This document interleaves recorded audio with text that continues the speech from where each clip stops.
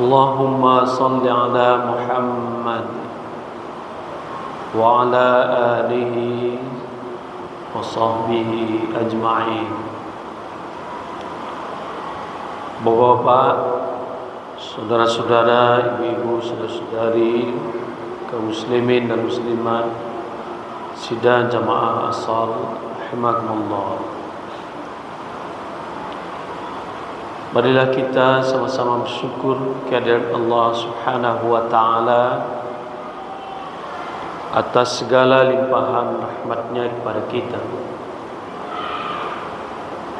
Selawat dan salam kita doakan kepada Allah Subhanahu wa taala, semoga senantiasa dilimpahkan pada Nabi kita, Nabi Muhammad sallallahu alaihi wasallam.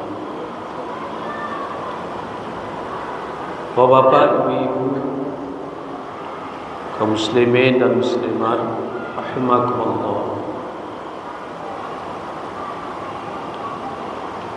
Ada beberapa pelajaran penting yang tentunya sangat patut kita ulang-ulang, yang terdapat dalam sebuah hadis yang diriwayatkan oleh Imam Bukhari dan lainnya,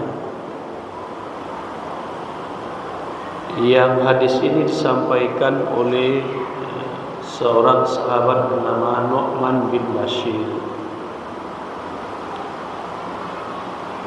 Dikatakan oleh Nu'man bin Bashir, katanya, sa'alat ummi abi ba'dal muhibati li min malihi thumma badalahu fahabaha li. Dikatakan di situ bahwa suatu ketika ibuku bertanya kepada bapakku terkait dengan hibah harta yang diberikan oleh bapakku kepadaku. Kemudian bapakku ingin memberikan semuanya. Jadi ibunya ini mempertanyakan pada bapaknya, atau tepatnya dia protes. Faqalat, ibunya ini berkata begini, la arda hatta tushhidan Nabiya sallallahu alaihi wasallam. Jadi kata ibunya, aku tidak redha, aku tidak setuju semua harta dihibahkan kepada Nu'man sampai engkau menjadikan Rasulullah SAW sebagai saksi, atau sampai diizinkanlah oleh Nabi, sampai tindakan ini dibenarkan oleh Nabi. Kalau tidak, saya tidak setuju, kecuali kalau Nabi sudah ACC, ya, kira-kira kayak gitu. La arda hatta tushhidan Nabiya sallallahu alaihi wasallam. Karena disyaratkan seperti itu, maka kata Nu'man, fa'akhadha biyadi wa ana gulam, agar kemudian bisa melakukan yang seperti itu, bapak kemudian mengambil tanganku. Ketika itu kata Nu'man, saya masih kecil. Fa'atabiyan Nabiya sallallahu alaihi wasallam. Kemudian bapakku mendatangi Nabi bersama. Dibawalah aku ke hadapan Nabi oleh bapakku ini.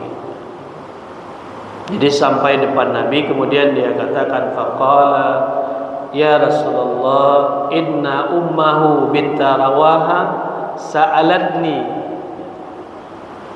Ya Rasulullah, ibu dari anak ini, yaitu binti Rawaha, anak perempuan Pak Rawaha, dia itu bertanya kepadaku, ba'dal muhibati lihada, terkait dengan sebagian hibah yang kuberikan kepada anak ini. Bahkan aku mau memberikan semuanya, tapi istriku atau ibu dari anak ini protes. Dia syaratkan engkau harus menyaksikannya terlebih dahulu, izin ACC. Qala Rasulullah SAW, Nabi kemudian berkata, alaka waladun siwahu, kata Nabi, apa engkau punya anak selain Nu'man ini? Alaka waladun siwahu, ada tak anak laki-lakimu, ada tak anakmu selain dari Nu'man ini? Qala na'am. Kemudian bapakku ini menjawab, ada, aku punya anak yang lain. Kemudian Nabi berkata lagi, kata Nabi, la tushhidni ala jawrin. Kata Nabi, jangan kamu bawa-bawa aku untuk bersaksi atas satu kecurangan. Atau dalam versi lain disebutkan, la ashhadu ala jawrin. Aku tidak akan bersaksi atas kecurangan ini. Jadi dikatakan oleh Nabi, ini curang ini, tidak boleh. Masa anakmu ada beberapa, semuanya kamu kasih pada Nu'man ini. Hadis ini diriwayatkan oleh Imam Bukhari dan imam hadis lainnya.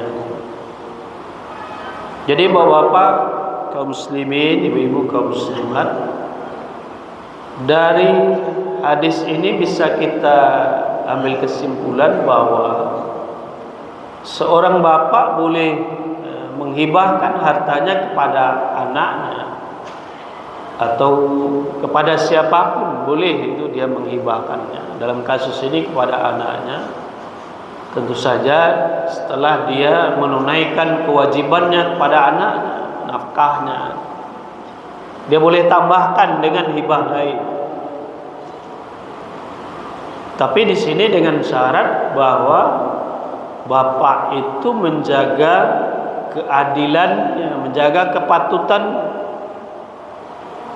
Jangan mentang-mentang sayang pada anak tertentu atau mungkin kasihan sama anak tertentu, dia kemudian berbuat tidak adil atau tidak sepatutnya.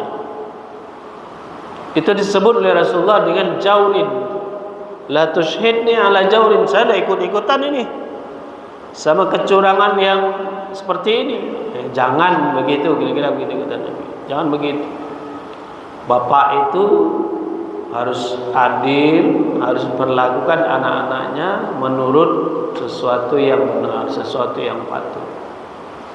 Jadi boleh seorang bapak itu menghibahkan hartanya di luar nafkahnya kepada anak-anaknya, bahkan kepada orang lain yang mana saja, bahkan kepada badan tertentu boleh. Jadi titik tekannya di sini, dia tidak boleh tidak adil pada anak-anaknya.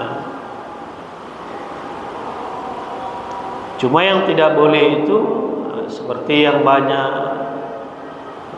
ada terjadi di tengah-tengah kita, misalnya dia berwasiat untuk anaknya. Nah, kalau ini tidak boleh. Ini kayaknya kalau saya tinggalkan anak-anak ini dengan harta segini, mereka akan cekcok ini. Kemudian dibagi-bagilah wasiat. Anak situ dapat itu, anak situ dapat, anak situ dapat itu. Nah, kalau itu tidak boleh. Karena ahli waris itu tidak boleh diberikan wasiat. Yang tepatnya adalah ajarkan atau suruh dia belajar dan wasiat, dan pesankan, wasiatkan kepadanya kalau nanti saya meninggal bagi menurut ilmu waris. Nah, itu yang tepat. So, kalau dikasih wasiat lagi, kalau wasiat itu beda dengan kepatutan warisnya, aturan warisnya, nanti melanggar aturan Allah lagi. Itu yang pertama. Kemudian yang kedua, di sini Rasul menegaskan sikapnya bahwa dia tidak mau dibawa-bawa pada tindakan seseorang yang melanggar aturan agama. Ini tentu menjadi contoh pada kita, tidak gampang-gampang jadi saksi, tidak gampang-gampang membenarkan, tidak dengan mudah-mudahnya kemudian tanda tangan. Aku mama kok, mintalah tanda tangannya agar apa? Kemudian tanpa dicek tanda tangan aja, rupanya itu satu pembagian yang tidak benar. Nah, ini yang diingatkan. Jangan mudah terbawa. La tushhidni ala jawrin, tak boleh kayak gitu. Pemuka dan lain sebagainya. Mudah-mudahan